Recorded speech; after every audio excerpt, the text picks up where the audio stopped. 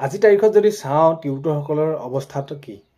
টিউটৰসকলে যিহেতু তেওঁলোকে দাবী কৰি আছিলে তেওঁলোকৰ সমস্যাসমূহ সমাধান কৰিব লাগে আৰু সঁচাকৈ তেওঁলোকৰ এই যি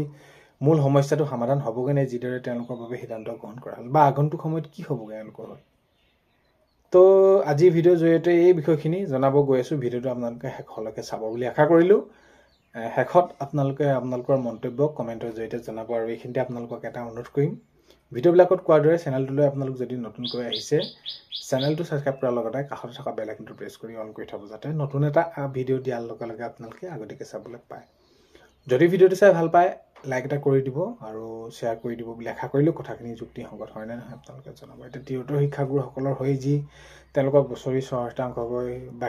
বাঢ়ি যোৱাৰ কথা এইখিনি উল্লেখ কৰে তেতিয়া এই সামান্যতম তেওঁলোকৰ যিখিনি বৃদ্ধি হ'ব এইখিনিয়ে জানো তেওঁলোকৰ সমস্যাটো দূৰ হ'ব এইখিনি কিয় বিভাগীয় কৰ্তৃপক্ষই বা শিক্ষামন্ত্ৰী ডাঙৰীয়াই এইখিনি কিয় বুজি নাপালে সেইটো এটা সপোনৰ সূচক কাৰণ কেলৈ বৰ্তমান সময়ত তেওঁলোকে সেইখিনি সমমৰ্যাদা দিব লাগে বা তেওঁলোকৰ যিখিনি সমস্যা আছে সেইখিনি মূল দাবী সমস্যাখিনি তেওঁলোকে জনাই আহিছিলে যে কেনেদৰে সমস্যা সমাধান কৰিব লাগে অৱশেষত তেওঁলোকৰ হৈ সেই তেনেদৰে চিন্তা কৰা গ'ল তেতিয়া টিউটৰ শিক্ষাগুৰুসকলৰ দৰমহা যদি আমি চাওঁ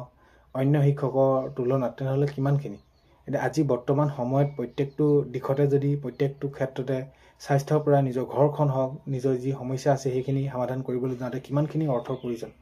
তেতিয়া এজন শিক্ষাগুৰুসকলে নিৰ্দিষ্ট সময়ত গৈ সেই নিৰ্দিষ্ট সময়ত তেওঁলোকে পাঠদান শেষ কৰি আকৌ ঘৰলৈ আহিব লাগে সময়খিনি ক'ত তেওঁলোকে সেই শিক্ষাগুৰুসকলে ছাত্ৰ ছাত্ৰীসকলৰ ভৱিষ্যত যি আছে ভৱিষ্যতৰ ওপৰতে তেওঁলোকে সেইখিনি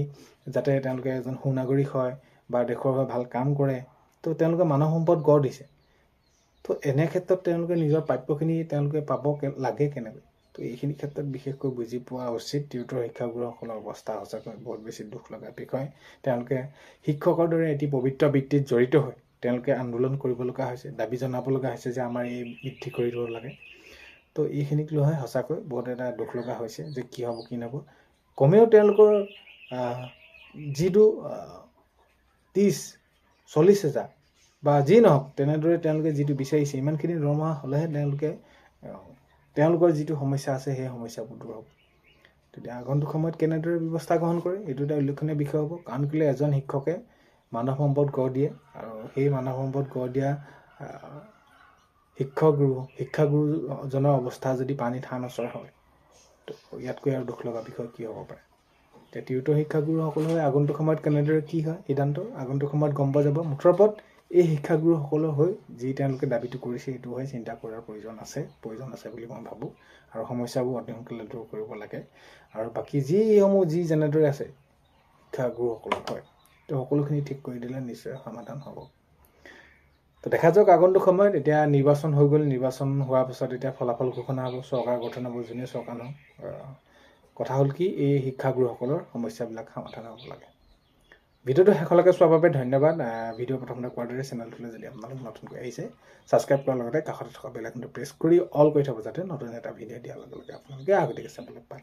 আজিলৈ মানে অন্য এটা ভিডিঅ'তে লগ পোৱাৰ আশাৰে